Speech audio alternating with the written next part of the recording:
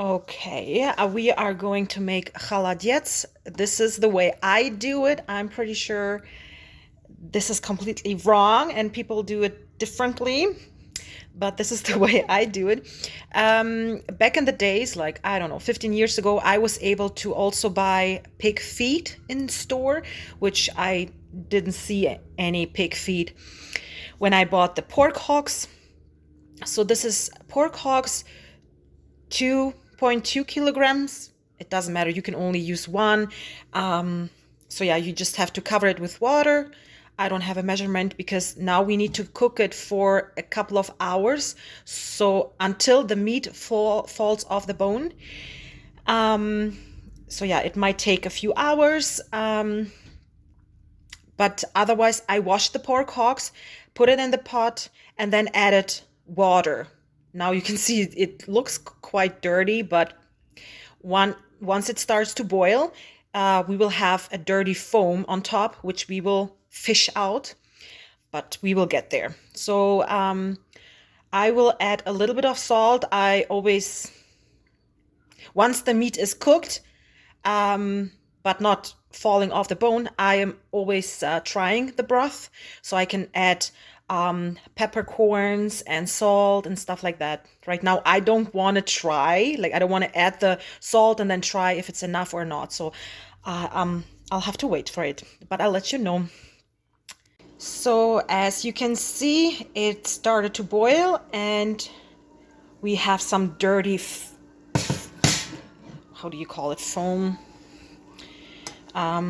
So we will just use a spoon and then just take it out. So this is what you will do, and then I put down, oh, the fire truck is over there. I lowered the temperature from high to medium high. So yeah, I will clean this off and this will cook now for a few hours. Okay, I cleaned the broth. I will actually add 1 tablespoon of salt right now, and also 15 peppercorns and also bay leaf, let's say 5. So I will add that because it has to cook for a few hours so the meat gets some flavor as well. But at the end, when the meat is actually cooked, I will taste again the broth if it needs some more salt. Yeah, so see you. I added the bay leaves, the salt and the peppercorns, and just wanted to show you that more foam is out. Yeah, a little bit more of the foam is right here, so I will fish it out. So if you see that, yeah, just keep on fishing out the foam. Okay, it's been 2 hours. Just wanted to show you that the meat is still quite tough, and you can see it's not falling off the bone. It's still very stuck to the bone, so it's not ready yet. So it's been 4 hours, and I just wanted to show you that the meat is literally falling off the bone. Oops. So I will, yeah, see, yeah. So it's been 4 hours. I will take out the meat so it cools down. Otherwise, I will burn my hands when I try to cut it in small pieces. So I'll take it off the heat and take out the meat so it cools down.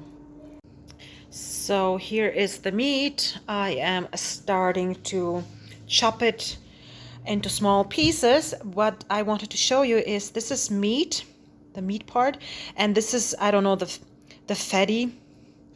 It is quite fatty. Sometimes it's attached to the meat, so I have to yeah, get rid of it. This one, like, some people eat it, but I don't like it in my холодец. But what I will use is the skin. This time I will use the skin because it is very tender. If you have watched my video when I did the salo, the cooked pork belly, I cut it off when I eat it. I cut it off because it's quite chewy.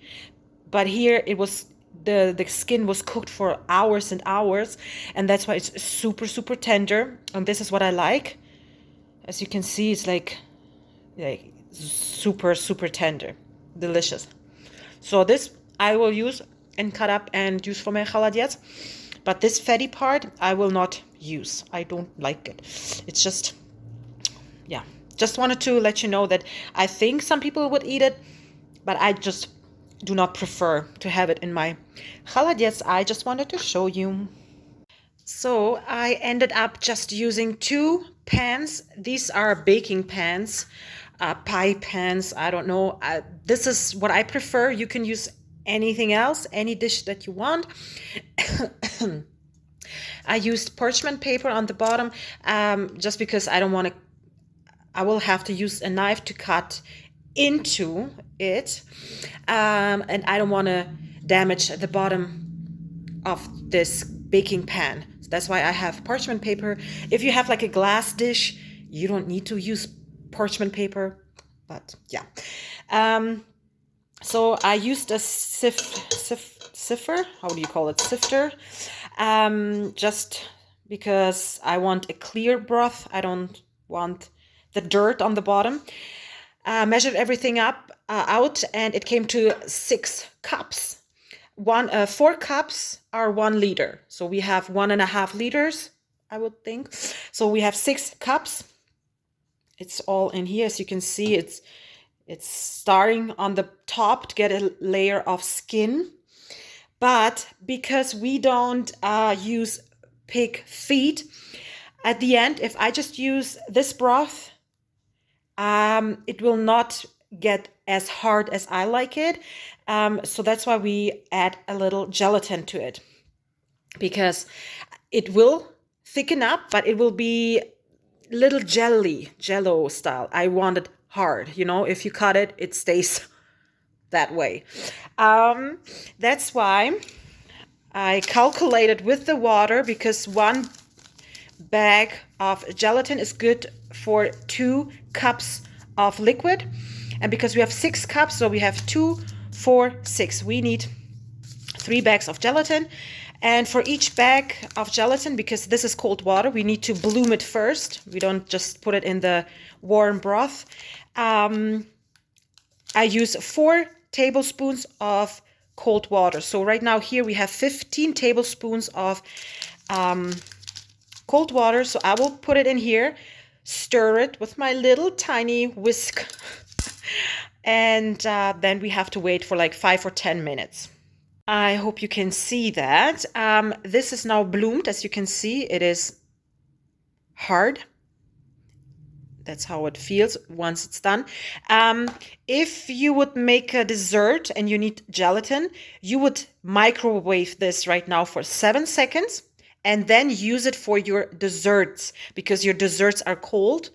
And that's why you have to heat it up first, because it needs to be, yeah, if you put this right into your whipping cream, just as it will, like you can see that, right? That will not work. So microwave it for 7 seconds for cold desserts if you need it. But because my broth is still very hot, I just need to put this right in here and it will melt itself. So yeah, I'll just put it right in here, but I actually need 2 hands for this right now, and then I will just stir it. I'm just going to show you. It is melting. It just takes a little time because it's not super hot. And I mean, microwave is, you know, it's just a little stronger. But give it a little bit, stir it, and it will melt. So I stirred it. It's all mixed together. It was not even a minute. And it's all done. Just wanted to show you this thing. This thing is still from Kazakhstan. Yes. I am 36. How old is this thing? I don't even know. Did my mom buy it when I was born, or is it even older? I mean, look at that quality. These days, you don't see that very often. Okay, so as you can see, everything is melted together. So now we will just pour it over our meat. How should I do that? With one hand and looking into the camera. Oh my goodness. So.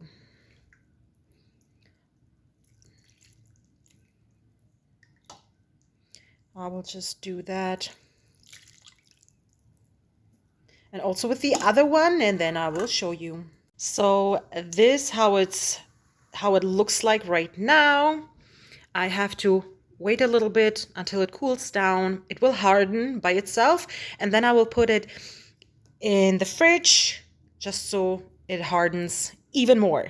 As you can see right now, you can just eat it like that as a soup, or you have to wait until it thickens up and you have jelly. Yeah, I think that's it for now. I'll just let it rest, and then I'll put it in the fridge. So we are going to do a taste test. This is the end result. It was in the fridge. I covered it with the plastic wrap. You can cover it with whatever you want. So I cut it. I added some black pepper. And here we have, oops, just totally dipped my finger in it. Okay, everything is flying around. Here we have vinegar water. I added the pepper and then I take it, dip it in here, and then I eat it. I use the measurement is 1 tablespoon of vinegar, 2 tablespoons of water. But I have a little bit more than just 1 tablespoon, but that's just how I measure it up. I am taking a new fork right now. Let me show you how it looks. Can you see that?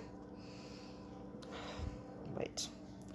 Why is it doing this? So, can you see this gorgeous холодец?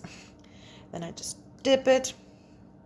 And let's do a taste test.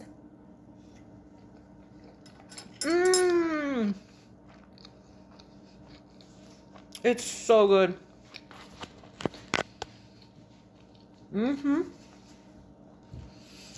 I hope you liked this video. It tastes delicious. Bye.